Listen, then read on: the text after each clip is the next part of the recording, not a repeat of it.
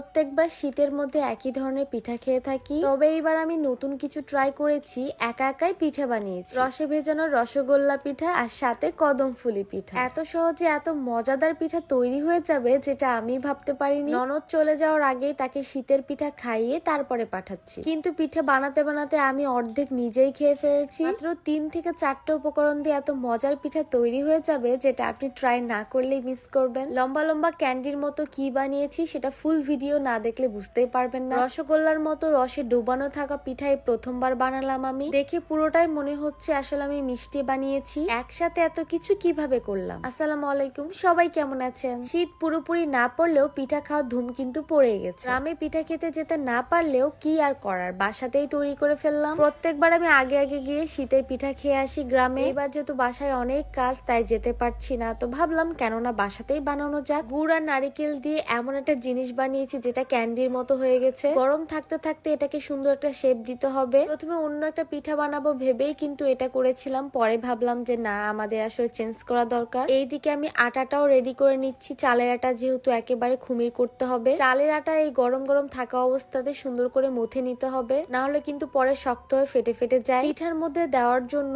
আমি এটাই বানিয়েছি, গোল গোল করে মিষ্টির মতো করে আজকে বানাচ্ছি। গুড় আর নারিকেল যখন চুলাতে নাড়তে নাড়তে শক্ত হয়ে যাবে। আপনারা যারা ওয়াসাবি সিরামটা নিয়ে অনেক বেশি চিন্তায় থাকেন যে আসলটা কোথায় পাবো, আদৌ এটা কাজ করে কিনা, আগের তুলনায় আমার স্কিন দেখলেই বুঝতে পারবেন এটা কত ভালো কাজ করে। প্রত্যেক দিন সকালে, রাত্রে এবং দুপুরে এটা ছাড়া আমার চলেই না। কাকলি বিজনেস সব ফেসবুক পেজ থেকে এই সিরামটা নেওয়া, আর সেখান থেকে আপনারা অরিজিনালটাই পেয়ে যাবেন ওয়াসাবি সিরাম। ব্রণের দাগ থেকে শুরু করে স্কিনের বিভিন্ন স্পট আউট করে স্কিনটাকে গ্লো করতে এই সিরামটাই যথেষ্ট।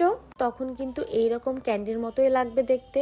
এটা আবার আটার মধ্যে রেখে তারপরে সুন্দর মতো গোল গোল মিষ্টির মতো বানিয়েছি। এইদিকে পিঠা বানাতে বানাতে বিকেল থেকে সন্ধ্যা পার হয়ে গেছে। এখন যেহেতু ছোট দিনের বেলা তাই কাজ করলে অনেক আগে আগেই করতে হবে। কথা বলতে বলতে আমার 2টা শেপের পিঠা বানানো রেডি, একটা বড় আর একটা ছোট। কদম ফুল পিঠা বানানোর জন্য আমি এখানে বাসমতি চাল আগে থেকে ভিজিয়ে রেখেছিলাম। এখন বড় বড় পিঠাগুলো বাসমতি চালের মধ্যে গড়িয়ে তারপর এখন স্টিম করে নিব। এই পিঠাটা খাওয়ার আমার অনেক দিনের ইচ্ছা ছিল, তো ফাইনালি করতে পেরেছি। সামান্য ফুড কালার আর আটা একটু মিক্সড করে উপরে দিয়ে দিলাম যেন কালারটা দেখতে ভালো লাগে। এখনই দেখতে অনেক বেশি ভালো লাগছে, তবে পুরোটা হতে এখনো 20 মিনিট অপেক্ষা করতে হবে। আর আমি অপেক্ষা করতে খুব অপছন্দ করি, ভাবছিলাম কখন হবে, বারবার খুলে খুলে দেখছিলাম। আস্তে আস্তে চালগুলো সেদ্ধ হওয়ার পরে একেবারে কদম ফুলের মতো লাগছে দেখতে। প্রায় 15 মিনিট পর একটা চেক করে দেখলাম যে হয়েছে কিনা। ভেতরে যে গুড়টা শক্ত ছিল সেটা এত সফট হয়ে গেছে। প্রথমটা খেয়ে আমি বুঝে গেছি এটা ভীষণ মজা। তার কিছুক্ষণ পরে সবগুলোই তুলে নিলাম যেহেতু হয়ে গেছে, আর দেখতে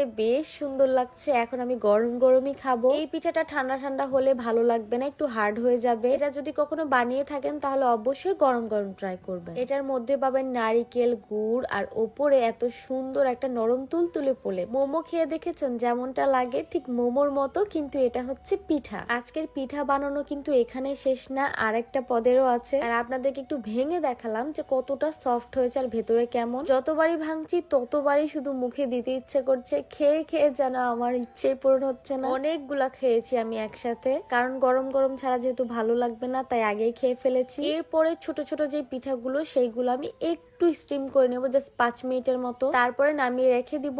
এরপরে একটা পাতিলে অল্প একটু পানি দিয়ে সেখানে সামান্য একটু গুড় দিলাম, কিছু গরম মশলাও দিয়ে দিলাম। এখন এই সেরাটা বানিয়ে নিয়ে তারপর এর মধ্যে পিঠা দিয়ে দিব। পিঠাটা এখানেও কিছুক্ষণ রান্না করে নিতে হবে যাতে করে একটু সেদ্ধ হয়ে যায় ভেতর পর্যন্ত। এখানে 5-6 মিনিটের মতো সেদ্ধ হয়ে হয়ে আসা হলে তারপর আমি এখানে দিয়ে দিব দুধ। তবে যখন সেদ্ধ হচ্ছিল তখন দেখতে যা সুন্দর লাগছিল, মনে হচ্ছিল পুরোটাই মিষ্টি, রসগোল্লার মতো হয়ে আছে পুরোটা দেখতে। আমি এখানে জাল করা প্যাকেট দুধটা ইউজ করেছিলাম, যেটা আমরা এক্সট্রা করে জাল করতে হয়নি। এটা দেওয়ার পরে পুরো পিঠার কালারটাই যেন চেঞ্জ হয়ে গেছে। গুড় দিয়ে পিঠা বানালে এমনই কালার আসে। 5 মিনিটের মতো জাল করে নামিয়ে নিলাম। আমার গরম গরম পিঠাটা ঠান্ডা হলে খেতে হবে। এটাও অনেক সফট হয়েছিল আর খেতে মজা হয়েছে। আজকের এই 2টা পিঠার রেসিপি আপনাদের কাছে কেমন লেগেছে অবশ্যই কমেন্টে জানিয়ে দিবেন। আপনাদের সাথে আবারও দেখা হয়ে যাবে নেক্সট কোনো একটা ভিডিওতে। সবাই ভালো থাকবেন, আল্লাহ হাফেজ।